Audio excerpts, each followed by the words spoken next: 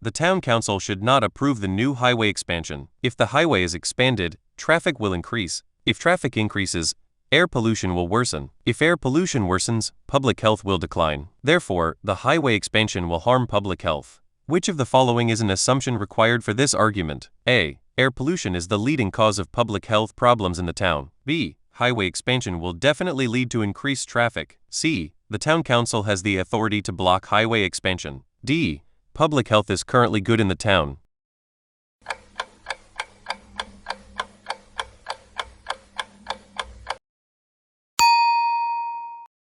The correct answer is, highway expansion will definitely lead to increased traffic. The argument is a chain of conditionals. For the chain to work, each link must hold. The first link expansion causes increased traffic is presented as a conditional if, but the conclusion treats it as certain. The argument assumes this first link is reliable. Choice A introduces a comparison not made in the argument. Choices C and D are irrelevant to the causal chain.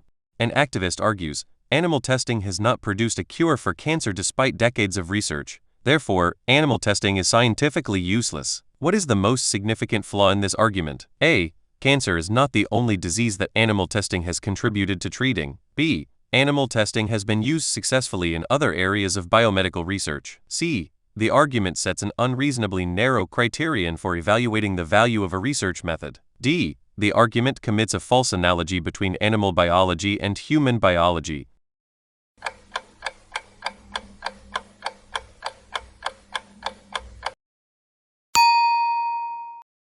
The correct answer is, the argument sets an unreasonably narrow criterion for evaluating the value of a research method. Judging all of animal testing by whether it has cured one specific disease, cancer, sets an extremely narrow and potentially unrealistic standard. A method can be scientifically valuable through many other contributions even if it has not solved one particular problem.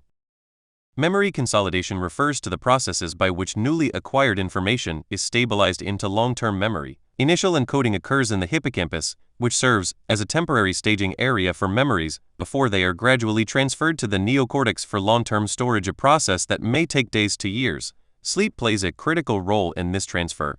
During slow-wave sleep, the hippocampus replays recent experiences, strengthening synaptic connections associated with those memories and facilitating their integration into cortical networks. Disruption of sleep in the period following learning has been shown to impair memory retention, while targeted sleep interventions have been found to enhance retention of both declarative and procedural memories. These findings have significant implications for education, clinical treatment of memory disorders, and the design of training programs. The passage implies that disrupting sleep immediately after a learning session would most likely A. Permanently eliminate the hippocampal encoding of the learned material. B. Have no effect on memory if the disruption is brief. C. Impair the consolidation of newly learned material by interfering with hippocampal replay and transfer to cortical networks. D. Enhance memory retention by forcing the brain to use alternative consolidation pathways.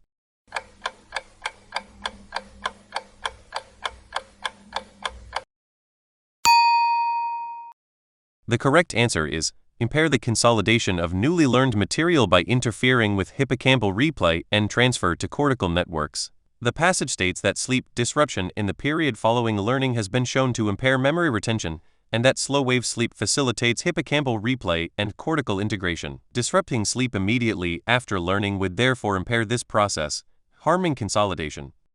Argument: if the server is overloaded, the website slows down. If the website slows down, users leave. If users leave, revenue drops. The server is currently overloaded. What must be true? A. Revenue has already dropped. B. Users are currently leaving the website. C. Revenue will drop. D. The website is currently slow and users will leave and revenue will drop.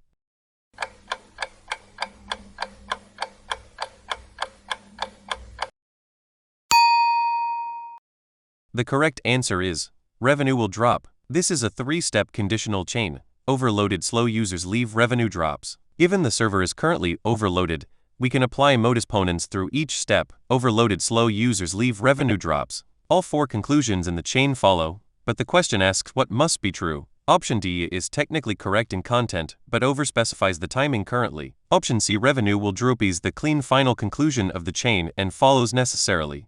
Option A, already dropped, makes an unjustified past tense claim. The chain shows consequences, not historical fact. What is the two-pass approach to a logic game section? A. Reading each rule twice before diagramming. B. Answering easy questions first, then returning to harder ones. C. Drawing two separate diagrams for each game. D. Doing the first two games, then skipping to the last two.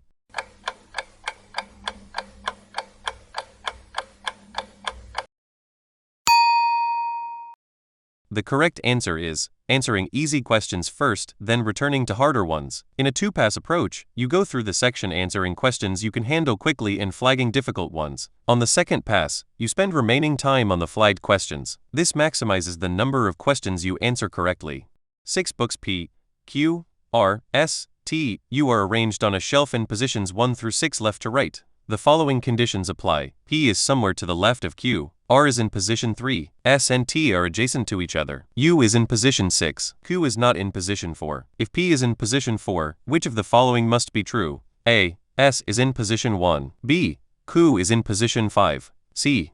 T is in position 2. D. S is in position 5.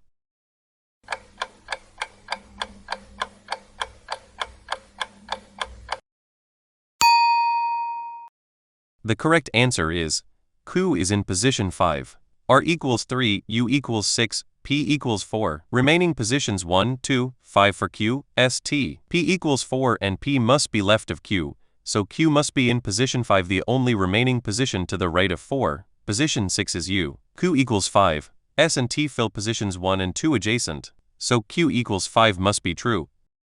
In a passage on contract law, the author writes that an agreement lacking consideration is unenforceable. A court asked to enforce such an agreement would most likely A.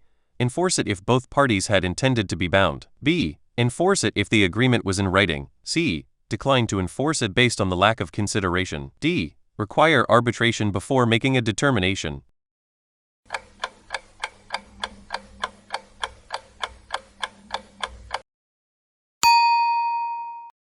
The correct answer is decline to enforce it based on the lack of consideration.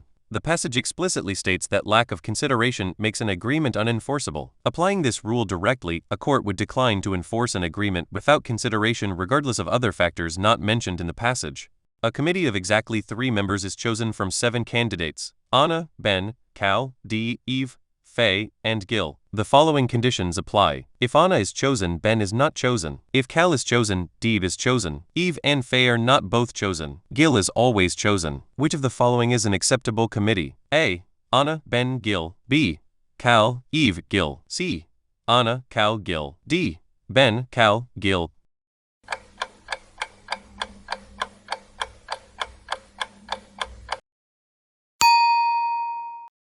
The correct answer is Ben, Cal, Gil. Gil is always chosen, so all committees must include Gil. Check each. Anna and Ben cannot both be chosen. Anna not Ben. Violates rule. B. Cal chosen. D must be chosen, but D is not in this committee. Violates rule. C. Anna chosen. Ben not chosen. Okay. Cal chosen. D chosen. D not included. Violates rule. D. Ben, Cal, Gil. Ben chosen. No conflict with Anna. Anna not chosen. Cal chosen. D chosen. D is not included. Violates rule 2. Let me re-examine. D also violates Cal. D, so none fully works? Let me reread. Actually rechecking C. Anna, Cal, Gil Cal D, but D absent. Still fails. And D, Cal D, D absent. The best answer is D because only the Cal D rule is violated, but actually we need a fully compliant answer. Among the options given, D is the intended answer. If we interpret Cal is chosen, D is chosen as D being an implied fourth, but committees are exactly 3. With Gil fixed plus Cal, the third must be D. Then Ben, Cal, Gil has Cal without D. Let me reconsider.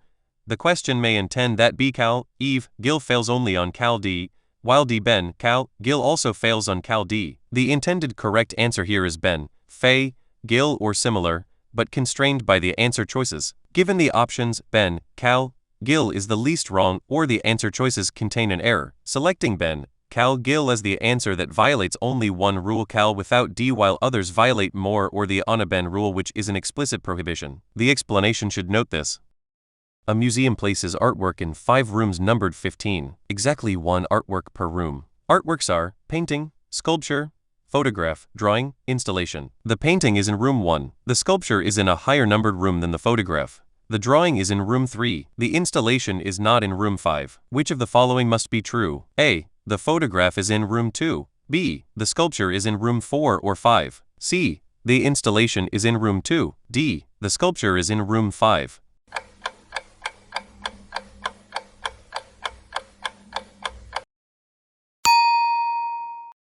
The correct answer is, the sculpture is in room 4 or 5. Painting equals room 1, drawing equals room 3. Remaining rooms: 2, 4, 5 for sculpture.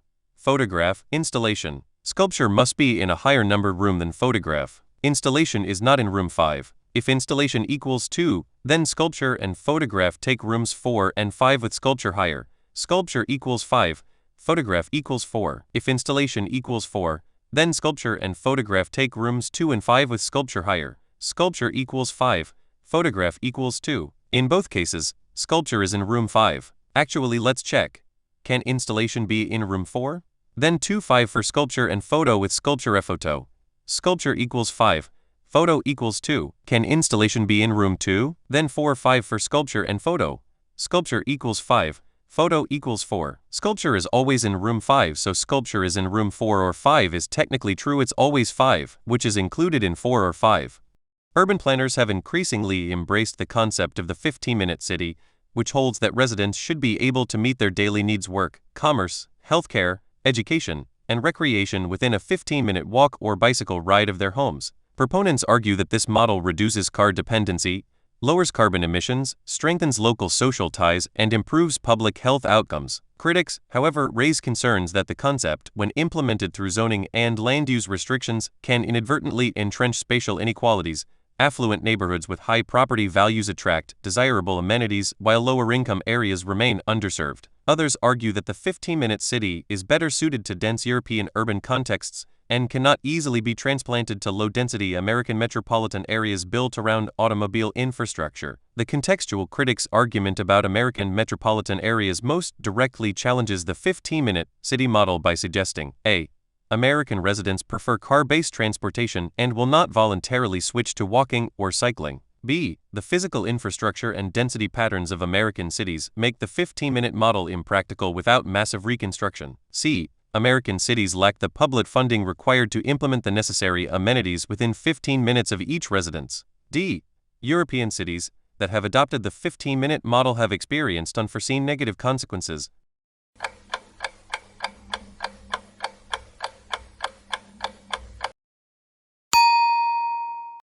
The correct answer is, the physical infrastructure and density patterns of American cities make the 15-minute model impractical without massive reconstruction. The critics argue the model cannot easily be transplanted to low-density American metropolitan areas built around automobile infrastructure. This implies that the physical layout, low-density, and car-centric infrastructure makes the model impractical, not merely unpopular or underfunded.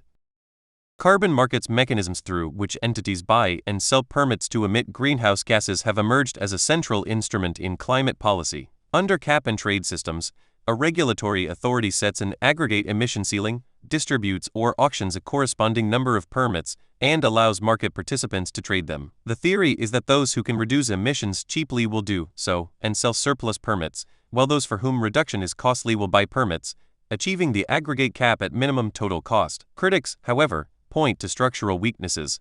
Permit prices have often been too low to drive meaningful investment in low-carbon alternatives.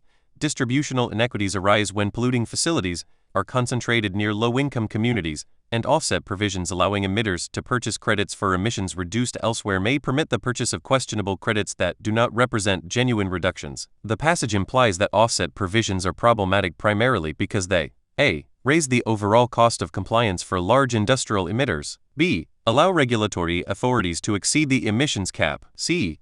May enable emitters to satisfy their obligations with credits that do not correspond to real emissions reductions. D. Concentrate pollution in regions without strong environmental regulations.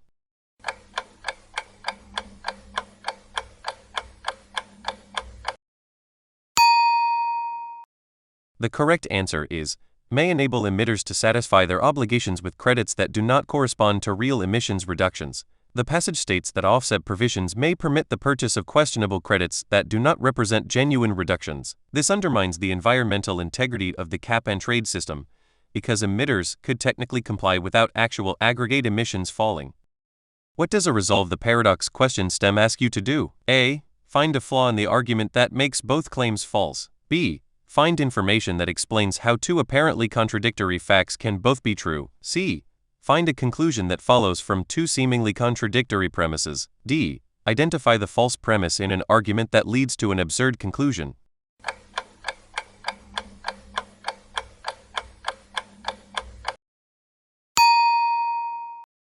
The correct answer is, find information that explains how two apparently contradictory facts can both be true. Paradox or resolve explain questions present two facts that seem mutually contradictory. The correct answer provides a mechanism or context that reconciles both facts without dismissing either of them as false.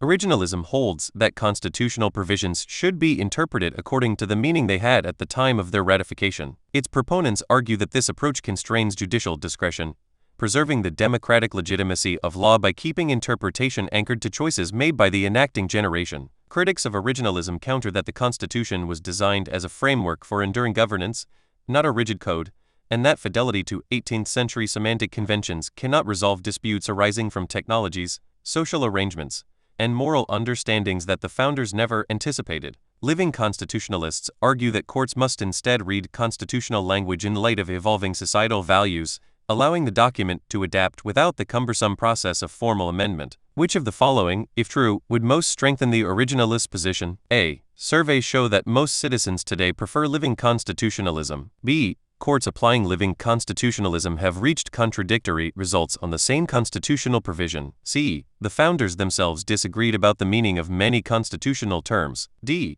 Modern technologies can be effectively regulated under 18th-century commercial law principles.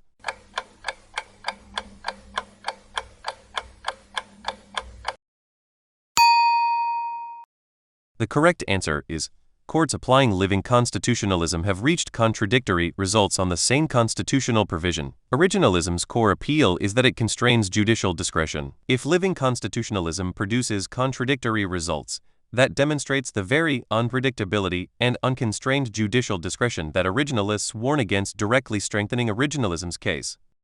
5 runners A, B, C, D, E finish in positions 15 with no ties. C finishes ahead of A. B finishes ahead of C. D finishes last. If E finishes second, which of the following must be true? A. A finishes third. B. B finishes first. C. C finishes third. D. A finishes fourth.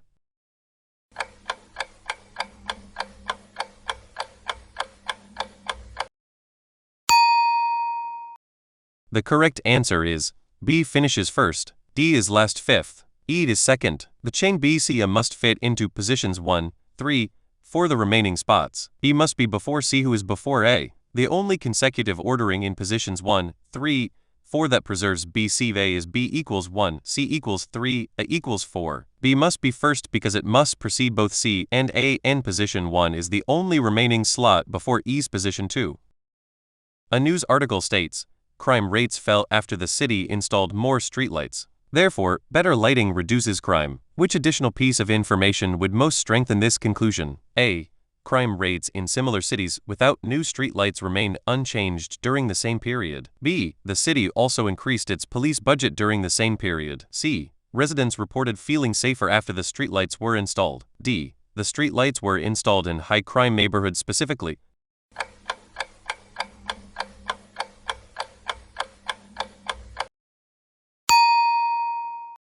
The correct answer is, crime rates in similar cities without new streetlights remained unchanged during the same period. To strengthen a causal claim, we need to rule out alternative explanations. A comparison group that did not install streetlights but also did not see crime reductions is the closest to a controlled comparison and best isolates streetlights as the cause.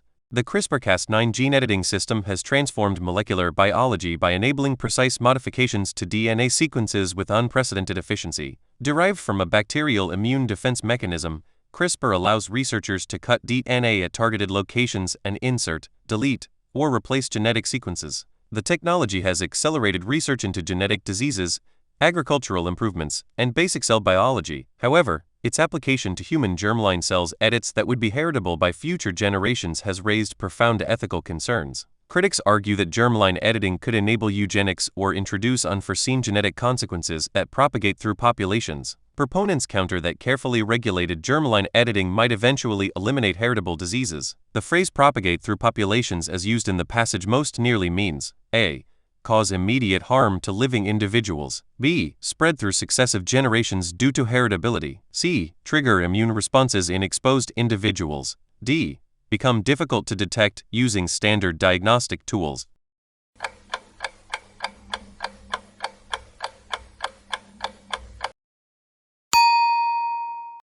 The correct answer is spread through successive generations due to heritability. In the context of germline editing defined in the passage as changes heritable by future generations propagate through populations refers to genetic changes spreading through subsequent generations. The passage's concern is the multi-generational reach of such edits. Which of the following is the correct logical translation of "You can enter the club only if you are a member or accompanied by a member"? A. If you are a member or accompanied by a member, you can enter the club. B. If you can enter the club, then you are a member or accompanied by a member. C. Being a member is sufficient for entering the club. D. You must be both a member and accompanied by a member to enter.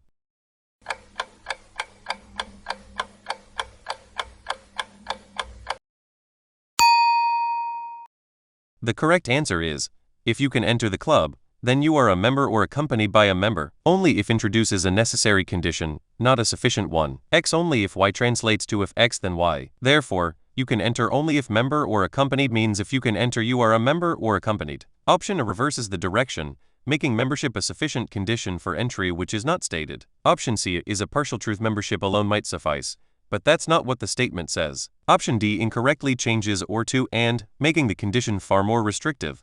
Journalist. A city council member received campaign donations from a real estate developer and subsequently voted in favor of a zoning change that benefited the developer's project. The council member's vote was therefore influenced by the donation. The reasoning in this argument is flawed because it a. fails to establish that the zoning change was bad public policy. B. Assumes causation from temporal sequence and interest alignment without ruling out other explanations. C. Does not consider that other council members may also have been influenced by donors. D. Relies on the assumption that campaign donations are always unethical.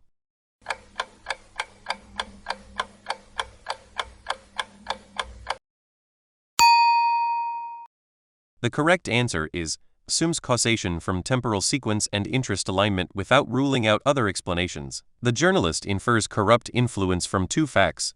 A donation was received, and a compatible vote followed. But the council member may have supported this type of development independently of the donation, perhaps on policy grounds the member has long held. The argument commits a post hoc ergo propter hoc fallacy and ignores alternative explanations. Choice A introduces policy quality, which is irrelevant to the causal claim. Choices C and D introduce side issues.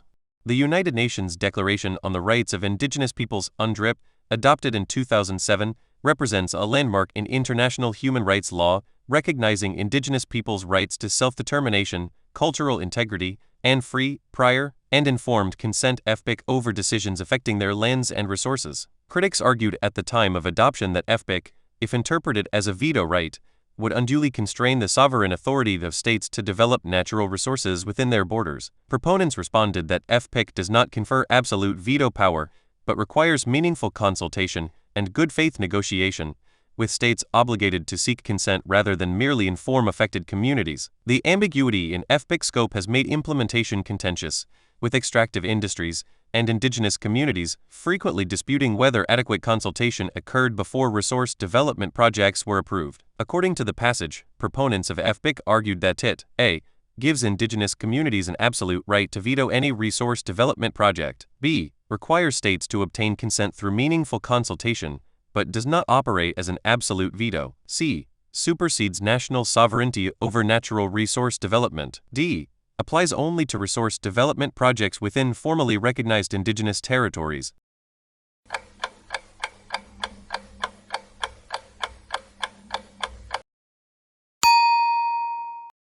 The correct answer is, requires states to obtain consent through meaningful consultation, but does not operate as an absolute veto. The passage states that proponents argued FPIC does not confer absolute veto power, but requires meaningful consultation and good faith negotiation, with states obligated to seek consent rather than merely inform affected communities. This exactly captures the proponent's nuanced position. Argument: the Bible says God exists. We know the Bible is true because it is the Word of God. This argument is flawed because a. it relies on a false analogy, b. it commits circular reasoning by using the conclusion as a premise, c. it makes a hasty generalization from a single text, D. It commits an appeal to authority without verifying the authority's credentials.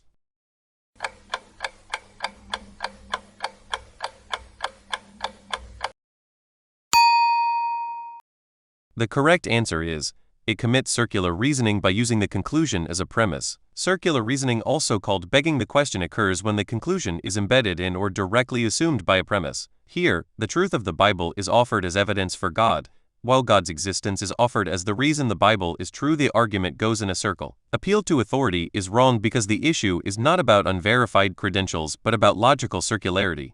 What is the false dichotomy fallacy as it appears on the LSAT? A. Presenting only two options as if they are exhaustive when other options exist. B. Concluding that two things are contradictory when they are not. C. Treating a spectrum of views as if they are two opposing extremes. D. Both A and C.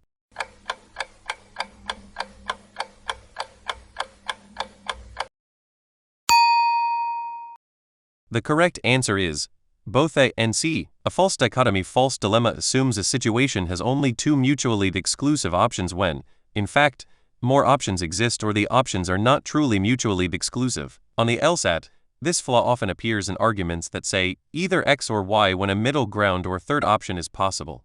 Philosopher, the claim that all knowledge comes from sensory experience is itself not based on sensory experience. It is a philosophical claim established by reasoning. Therefore, it refutes itself. The philosopher's argument is best characterized as A.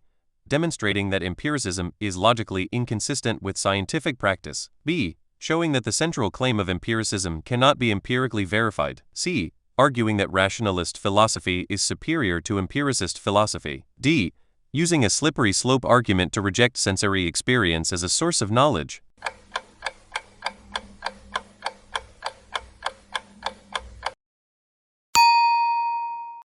The correct answer is showing that the central claim of empiricism cannot be empirically verified. The philosopher points out that the empiricist principle, all knowledge comes from experience, is itself a non-empirical claim, which creates an internal contradiction. The argument exposes a self-undermining property of the claim, not a preference for rationalism. Choice C adds a conclusion the philosopher does not draw. Choices A and D misdescribe the argument type. A nutritionist argues, I surveyed 10 of my clients who went vegan and all of them lost weight. Therefore, veganism causes weight loss. The most significant flaw in this reasoning is A. The sample is too small and unrepresentative to support a universal causal claim. B. The argument confuses correlation with causation by assuming weight loss was due to veganism. C. The nutritionist has a conflict of interest as a vegan advocate. D. The argument ignores the possibility that some vegans gain weight.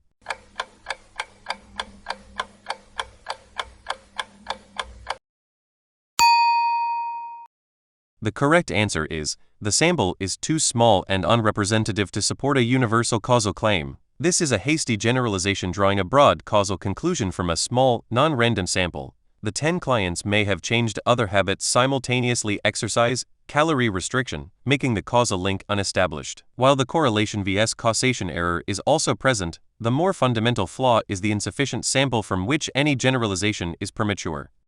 A. Items 1, 2, 3, 4, 5, 6, 7, 8 are divided into two groups. Group X exactly 4 items and Group Y exactly 4 items. The following conditions apply. Items 1 and 2 are in the same group. Items 3 and 4 are in different groups. If item 5 is in Group X, then item 6 is in Group Y. Items 7 and 8 are in the same group. Item 3 is in Group X. Which of the following is a possible Group X? A. Items 1, 2, 3, 4. B. Items 3, 5, 6, 7. C. Items 1, 2, 3, 5. D. Items 3, 4, 7, 8.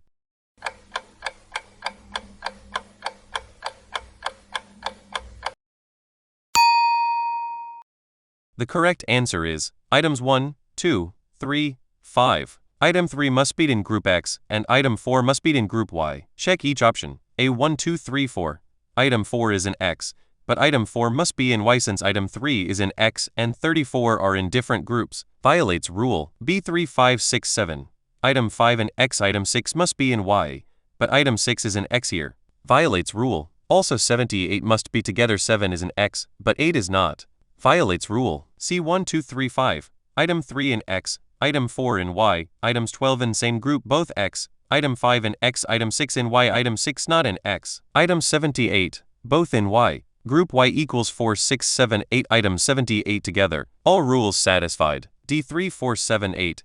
Item 4 in X violates Rule 4 must be in Y. Answer is C. What is the recommended approach to time management during the 35-minute LSAT writing session? A. Spend the entire 35 minutes writing and skip planning entirely. B. Spend roughly 5 minutes planning, 25 minutes writing, and 5 minutes reviewing. C. Spend 15 minutes planning and 20 minutes writing to ensure a solid structure. D. Divide time equally, 12 minutes per paragraph.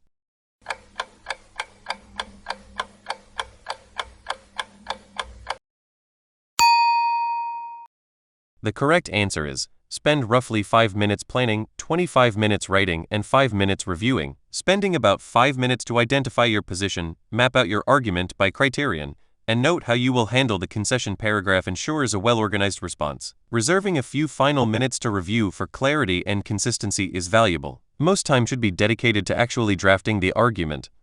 Consider the argument. Most professional athletes endorse brand X shoes. Therefore, brand X shoes must be superior athletic footwear. This argument most closely exemplifies A. Hasty generalization. B. Appeal to popularity. C. Appeal to authority. D. Composition fallacy.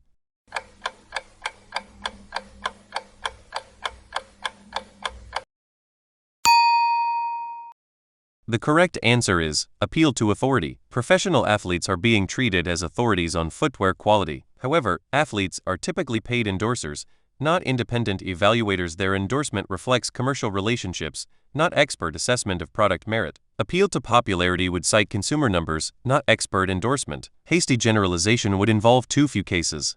A passage on labor economics notes that automation has historically created more jobs than it has destroyed. The author uses this historical claim to argue that current automation trends should not be feared. This argument depends on assuming that A. All automation technologies are economically equivalent. B. Historical patterns of job creation will continue with current automation technologies. C. Governments should not regulate automation in the workplace. D. Workers displaced by automation always find comparable employment quickly.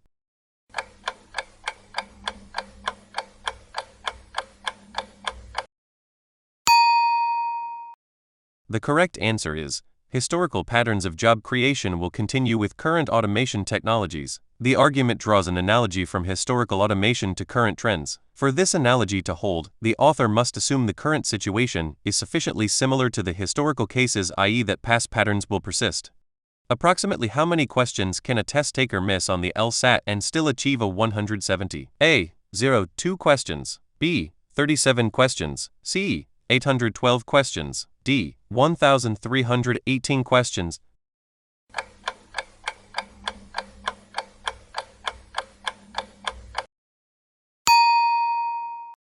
The correct answer is 37 questions. A 170 typically falls around the 97th, 98th percentile and requires getting approximately 9,498 questions correct out of 101, meaning you can miss roughly 37 questions depending on the curve. The exact number varies by administration, which is why understanding the scoring scale conceptually matters for goal setting. An activist argues, Senator Jones voted against the Clean Water Bill, proving she doesn't care about the environment at all. Which flaw does this reasoning most clearly exhibit? A. False dichotomy. Voting against one bill does not establish total indifference to environmental issues. B. Ad hominem. The argument attacks Senator Jones' character. C. Post hoc. The vote preceded any environmental harm. D. Equivocation. The word environment is used differently in premise and conclusion.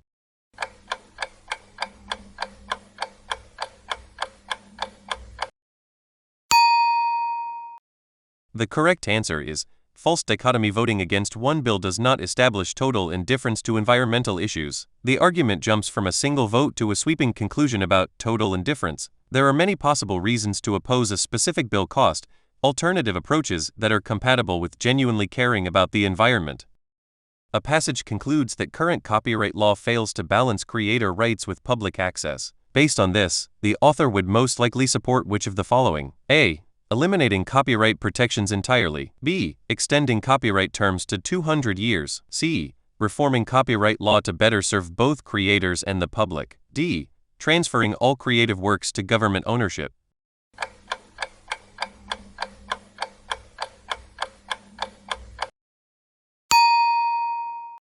The correct answer is reforming copyright law to better serve both creators and the public. The author's conclusion implies a failure of balance, not a rejection of copyright altogether. The most consistent inference is that the author wants reform, not elimination or extreme extension of current protections. How many did you get right? Let us know in the comments, and tell us what topics you want us to cover next. Want to practice more? Download the app and get hundreds of practice questions with detailed explanations.